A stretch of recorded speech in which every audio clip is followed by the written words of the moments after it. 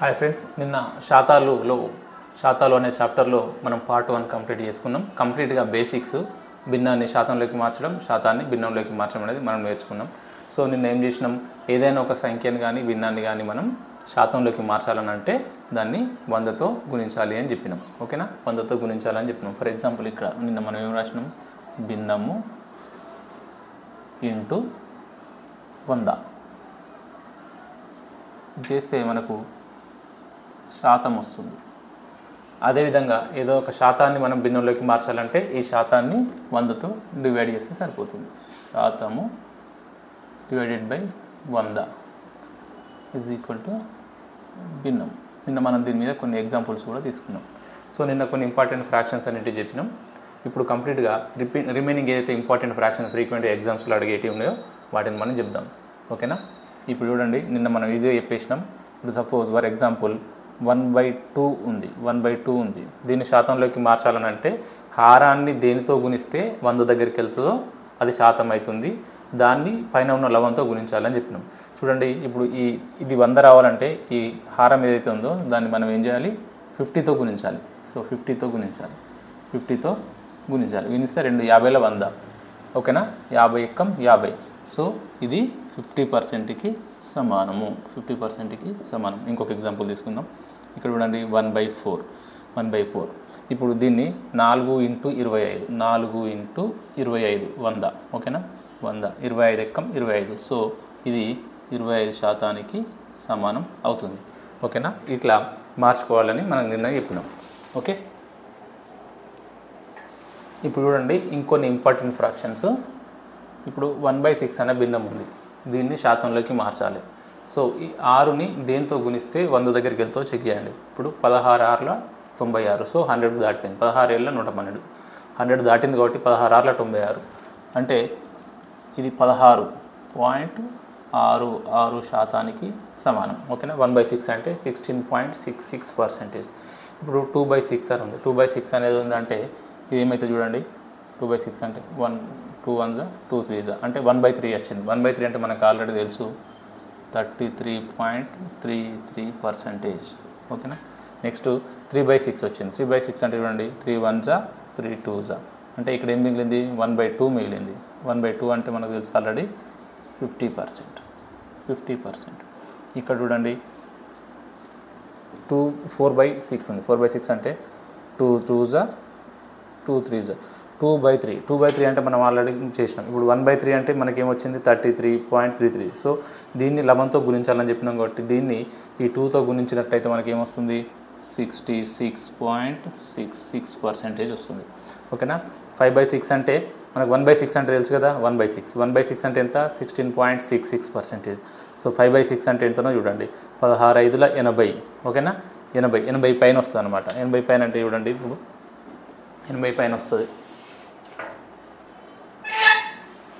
80 పైన అంటే చూడండి 16 5ల 80, 5 6ల 30, 5 6ల 30 అంటే 83.33%. అర్థమవుతుంది కదా. హారం ఏదైతే ఉందో దేంతో గుణిస్తే అది 100 దగ్గరికి వెళ్తుందో చూడండి, అది ఏ నెంబర్ అయితే గుణిస్తుందో దాన్ని 11తో ఇంటూ చేయండి. ఓకేనా, వచ్చింది. ఇవి ఖచ్చితంగా ఇవి ఎగ్జామ్లో ఫ్రీక్వెంట్గా అడుగుతారు. ఇవి కంపల్సరీ మీకు నోటికి రావాలి. సో లెక్కలు చేస్తా అంటే మీకు వచ్చేస్తాయి, నో ఇష్యూ. ఓకేనా, ఇక్కడ సేమ్ ఇస్తుంది. నేను డైరెక్ట్ రాసేస్తున్నా. చూడండి, 12 8ల 96. 8 12ల 96.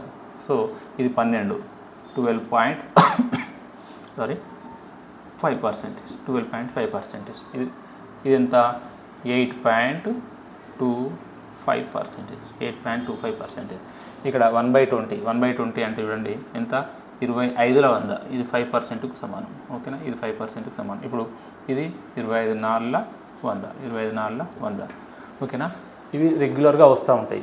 ఓకేనా, వీటిని బేస్ చేసుకునే మనం లెక్కలు చేయాల్సి ఉంటుంది. ఇప్పుడు 1/7 అంటే మనకి ఎగ్జాంపుల్ చూడండి, 1/7 అంటే ఏమొచ్చింది, 14.28 వచ్చింది కదా. ఇప్పుడు దీన్ని 2/7 చేద్దాం. 2/7 అంటే ఇప్పుడు 1/7 అంటే 14.28 కదా. సో నేనేమన్నా దీంతో ఇంటూ చేయమని చెప్పిన. ఇక్కడ ఏది ఉంటుంది లవం. సో ఇక్కడ 14.28 × 2 ఎంత, ఇక్కడ నుంచి తీసుకోండి 2814. ఓకేనా, 2814 ఇట్లా 2814%. ఓకేనా. ఇక్కడ 3/7 చూడండి, 3/7 అంటే కూడా రిపీట్గా ఇది సింపుల్గా వస్తుంది. ఇక్కడ ఈ నెంబర్ నుంచి స్టార్ట్ చేయండి, 42.81, 42.81%. ఓకేనా. ఇట్లా మళ్ళీ సేమ్ 4/7 అంటే మనం 4తో స్టార్ట్ చేసినాం కదా, 4 తర్వాత ఏ నెంబర్ ఉంది దానితో స్టార్ట్ చేయాల్సి ఉంటుంది. ఓకే, ఇట్లా రాసుకోండి. నెక్స్ట్ చూద్దాం ఇంకొకటి. ఇక్కడ కూడా అంతే. ఇప్పుడు 3/8 అనేది చాలా ఇంపార్టెంట్ ఫ్రాక్షన్. ఇది చూడండి, 3/8 అంటే ఇగో 1/8 అంటే మనకు తెలుసు 12.5 × 3 ఎంత వస్తుంది, 37.5%. ఇదైతే ఫ్రీక్వెంట్గా ఎగ్జామ్స్ వస్తూనే ఉంటుంది. ఓకేనా. ఇక ఇవైతే ఈజీ ఫ్రాక్షన్స్, ఇవి అవసరం లేదు. ఫ్రీక్వెంట్గా అడిగితే ఇవి అడుగుతారు. సో ఇవి మీకు మార్చడం వస్తే ఇవన్నీ రాసుకోవాల్సిన అవసరం లేదు. ఏమని చెప్పినా హారాన్ని దేనితో గుణిస్తే అది 100కు దగ్గరికి వెళ్తుందో చూడండి, ఆ వచ్చే నెంబర్ను 11తో గుణించండి, దాని శాతం వచ్చేస్తుంది. ఓకేనా. ఇంకా 2 ఉన్నాయి ఇంపార్టెంట్ ఫ్రాక్షన్స్. ఒకటి మనం ఇది చేసిన ఏంటి 1/9, ఇంకోటి 1/11. చూడండి 9 11ల 99 అంటే 11.11% అన్నట్టు. ఓకేనా. ఇక్కడ చూడండి 11 9ల 99, సో 9.09%. ఓకేనా. చూడండి హారంలో 9 ఉన్నప్పుడు ఇక్కడ 11 వస్తుంది, హారంలో 11 ఉన్నప్పుడు 99 వస్తుంది. సో ఇవన్నీ ఫ్రీక్వెంట్ రిపీట్ అన్నట్టు. దీనికి ఇది అపోజిట్. హారంలో 9 ఉంటే ఈ శాతం వచ్చేసరికి ఇది 11 టేబుల్లో వస్తుంది. ఇక్కడ హారంలో 11 ఉంటే ఇక్కడ 9 టేబుల్కి సంబంధించినవి వస్తాయి. ఫర్ ఎగ్జాంపుల్ ఇక్కడ చూడండి 2/9 ఉందనుకో, 2/9. ఇప్పుడు 1/9 అంటే 11.11% కదా. ఇక్కడ 2/9 అంటే ఏం చెప్పినా దీంతో ఇంటూ చేయమని చెప్పిన. మీకు ఒక 1/9 అనేది తెలిస్తే సరిపోతుంది. So 11 2s 22.22%. ఓకేనా. సేమ్ ఇక్కడ చూడండి, ఇక్కడ 2/11 ఉందనుకో, 2/11 ఉందనుకో, దీంతో ఇంటూ చేయండి సరిపోతుంది. ఇప్పుడు ఎంత 18.18%. సపోజ్ 3/11 ఉందనుకోండి, ఏమొస్తుంది 3 9ల 27, 27.27%. ఇక్కడ కూడా సేమ్ అంతే. ఇప్పుడు ఎంత 2/9 అయింది కదా, 3/9 అనుకో, 3/9. ఓకేనా. ఇక్కడ 11 టేబుల్ వస్తుంది కదా, 11 3s 33 అంటే 33.33%. ఇలాంటి ఇట్లా కూడా చేసుకోవచ్చు. ఇగో 3 1s 3 3s 1/3 అంటే మనకు ఆల్రెడీ తెలుసు. ఓకేనా.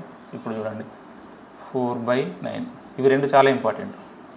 ఇక్కడ హారంలో 9 ఉంది కాబట్టి ఇక్కడ 11 యొక్క గుణిజాలు వస్తాయి కాబట్టి 11 4 44, సో 44.44%. ఇంతే. ఇక రిపీట్ అయితే ఇక్కడ కూడా అంతే. ఇప్పుడు 3/11 అయిపోయింది.